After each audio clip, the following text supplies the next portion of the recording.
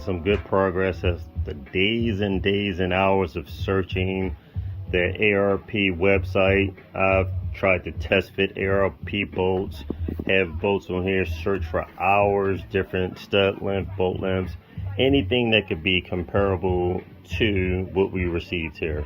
So this is a performance aftermarket block girdle that we ordered to strengthen this block, because we're going to be making some serious power.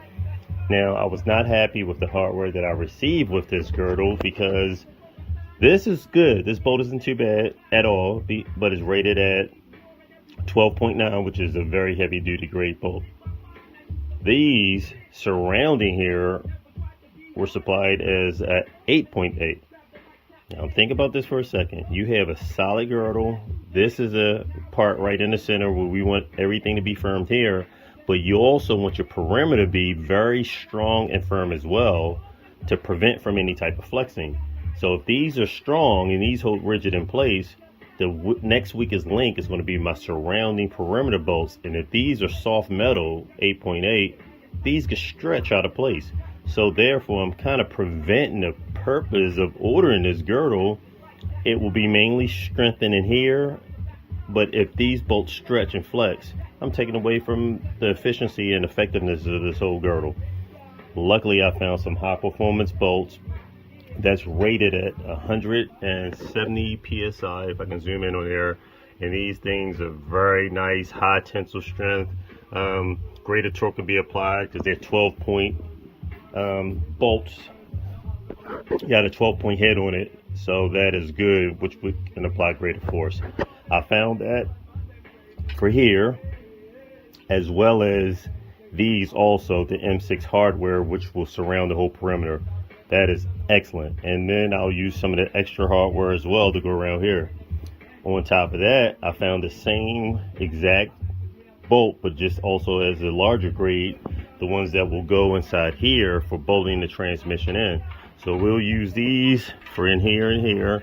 I'm going to purchase these as well, rated at the higher strength bolts also, to help secure the training nice and secure to the engine block, as well as to help create and continue to reinforce any type of weak links and to maintain the structural integrity of everything we're trying to do.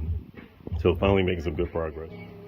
Okay, I just secured the payment through PayPal. Shipping is $9.69. At first it was free shipping because anything you order over $100 is free shipping, but when I saw delays possible or get 2 to 4 days for $10, I selected the 2 to 4 days for $9.69. That way we can get the hardware, continue to work on this bad boy, and get everything going and rolling. I don't want $10 to hold us up. Preparing to install the crankshaft, have the bottom bearings inside all of the journals, and right now I just lubricated each one of the crankshaft journals. My technique, I'll use engine assembly lube and brush it on the crankshaft as well as rolling the crankshaft. That way I know I have good lubrication all the way around each crank journal. And then I'll pick the crank up, put it in position, and proceed to install the main bearing caps. Now some people may not, but I like to take special care when I place lubrication around inside the journals. I try to leave open, so I do actually leave open the oil passage and try to avoid from packing a lot of grease in between the journals. I want the oil, once the engine starts up, to shoot out of each one of the ports and be able to fill up in between each one of these journals. That way the oil will get to each one of the journals a lot better. It'll fill the bearings up instead of having to push through the grease and wait for the grease to dissipate. Crankshaft in position. Assembly grease is 360 degrees all around each one of the journals, and as well as lubricated or grease the bearing caps itself. And right now I'm about to clean up the plastic gauge from off of each one of the crate journals. As you can see, that turned out very great, so it's very consistent across each one of the main bearing caps when I use the plastic gauge to test each one. So as you can see, consistency all the way across.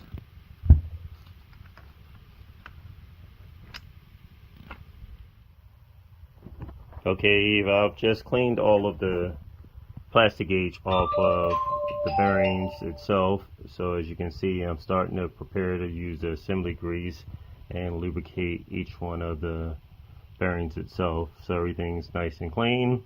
I'll put those into position. I've installed the ARP studs into the block, and then I'll install the main bearing caps. Now everything's prepped pretty much for the crankshaft, but before I install the crankshaft, I'm going to install the crankshaft bearings also for main cap number 5. Those go into position right around that recess right there. That'll help create the crank from shifting back and forth, as well as when that thrust is applied upon the crankshaft, it keeps it centered. So as I stated, about to install the thrust bearings, and I'll lubricate them before I stick them into position. I have my thrust bearings out of the package. When installing these thrust bearings, you would like to install them with the flat surface itself against the main cap. The slots itself is for oil control, and you want that on the side that goes up against the crank itself, so that can help the lubrication between. I like the style of bearing cap with this built in, only for ease of installation, but you have more versatility with this style bearing, thrust bearing itself, because you can actually add different thicknesses to control the thrust for your crankshaft. So if you wanted to tighten up the thrust, or actually wanted a little more play as far as your thrust for your crankshaft shifting back and forth, you would want pretty much a larger bearing. I have the crankshaft torqued and bolted into position, so I installed assembly grease on all of the journals, on the caps. I have the thrust bearing inside there. As you can see, that thrust bearing is in here, main cap number 5, and everything is moving freely and it's torqued down to 60 foot-pounds of torque. Alright, tomorrow I will prep the rods. These rods have already been balanced. They come, I guess, balanced fairly well, but either way, we still had the crank balanced at the machine shop, as well as all the rods. That's where all the rods have the writing on there to make sure each rod is balanced perfectly. And on the crank, you can see where they made extra drill marks and different things like that to make sure the crank is balanced well also. So coming along pretty good. The hardware came in. I'm glad I paid for 2-day shipping because it came in very quick. And I'm going to take this hardware out and take a look and see what we have, and continue to prep with the block assembly. I'm going to measure the journals for the rod bearings. The crank is already in a position. Everything is rotating nice and fine and with ease, which is good. And then I'll go ahead, after I do that, make prep to do the piston ring gaps.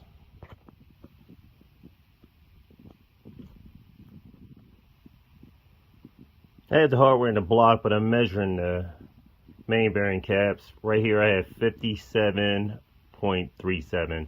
I'm trying to do some testing, and the reason for that is because the hardware that I have for the block, I use some studs, ARP studs, and the studs come up a little short in the block.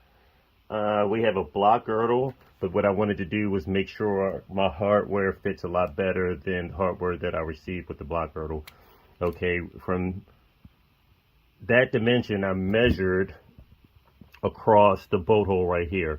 I want to get just an accurate reading because I'm assuming that is a potential. Either my bolts are going down deeper, so this hole could be tapped deeper in the 3.6 liter block, or my main bearing caps are larger. I'm measuring my main bearing caps. Right here I have 57.53 millimeters, and what I'm trying to do is get somewhat of a measurement to see if these caps are larger than the one that comes in the 3.2 liter block, because we're using and building the 3.6, or either the block is tapped a little bit deeper, and hence the reason my studs may be going in further. So more likely it may be the main bearing caps. It seemed like they may have stayed consistent with the tapping of the block. The new hardware, I'm pretty happy with it. These bolts I just had came in, they're rated at 170 psi tensile strength. The ones that I received is pretty much a similar rating. The only downfall is there's a few differences. The shank on the newer hardware I received is longer. This does give for a stronger bolt.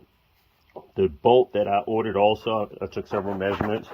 I like the way it sits into the block a lot better. So for example, if you look right here, when I'm threading it into the block, it threads down perfect and stops right there. You can barely see the top of the thread right here. This stud right here, or bolt, as I'm threading it down, it bottoms out right here. So of course you have more threads sticking up right here. That can be a weak point for torque and several other things. I mean, when bolts shear off, they very seldom shear off at the shank. You're going to shear off right here at the thread part right here because that's the weaker link. So this is a stronger bolt.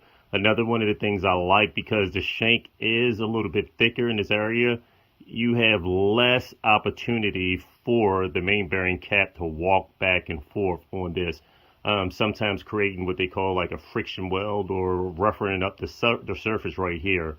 So in a lot of high performance blocks, when they remove the main bearing cap, you can actually see this surface right here if it's like scratched up from the caps walking around or shifting back and forth.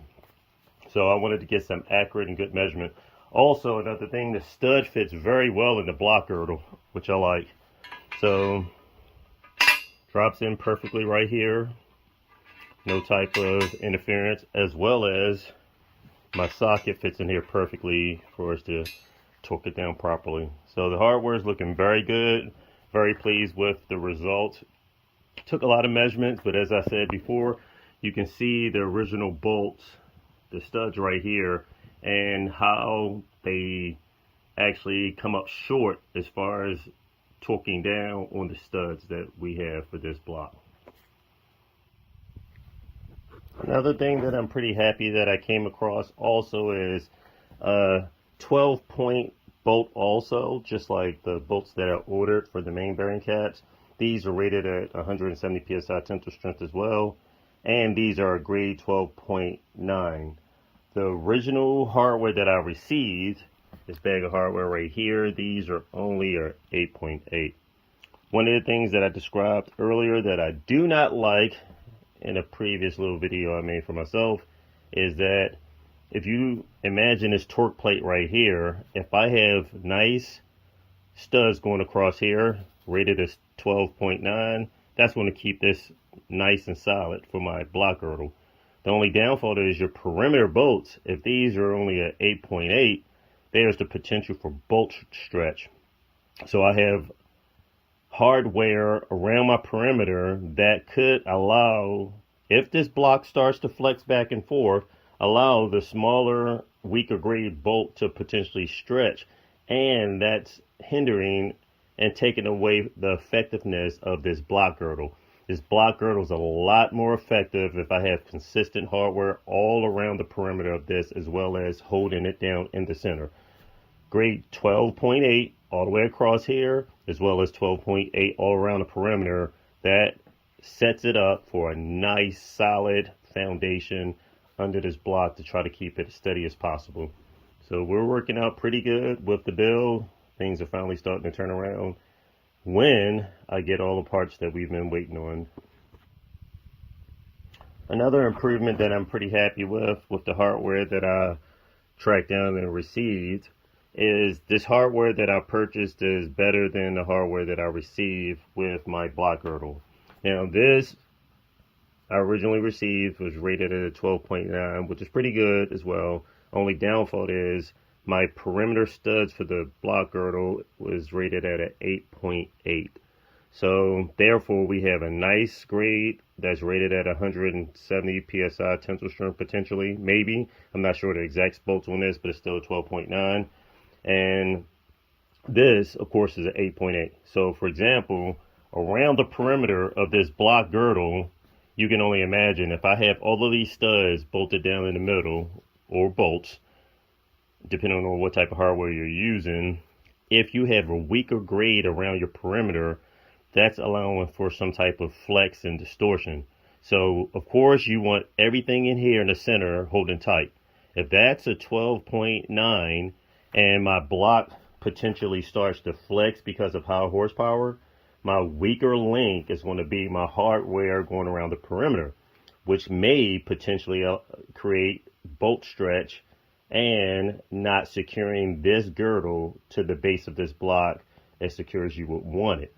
These new studs that I have, they're rated also at a 12.9 and has 170 psi tensile strength, which is very good.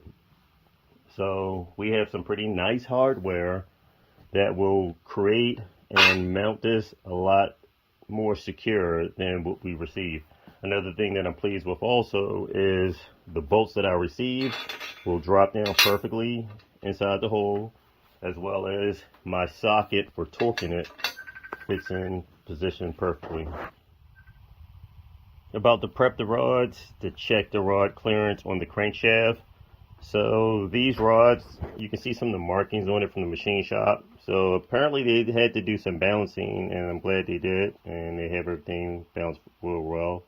You can kind of see closely the shaving marks where it transitions from here, factory casting or forging, and then where they shaved each one of the heads on their sander, just to make sure they got the balance right on every one. So, which is pretty good. That means at least we're going in with all our rods balanced very well. And on the rods right here, you can see that they had to take off quite a bit on this particular rod right here to get it to match up with the other ones. You can even see pretty much like a spot where they had to really take off some material.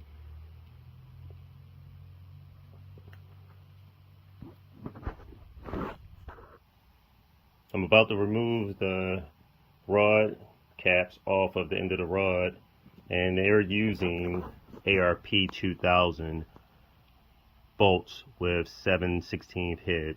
This is rated at 75 foot-pounds of torque, and they're in there pretty tight, so I have to get a portable vise. I have a heavy-duty vise downstairs on my workbench, but I'm in my engine assembly room, so I'm wrapping the rod just a little bit with a heavy-duty paper, and I'm going to break each one of the rods loose. I don't want to scratch the housing. Some people don't care, but either way, I'll just kind of clamp them nice and neat and break each one of the bolts loose and just assemble them.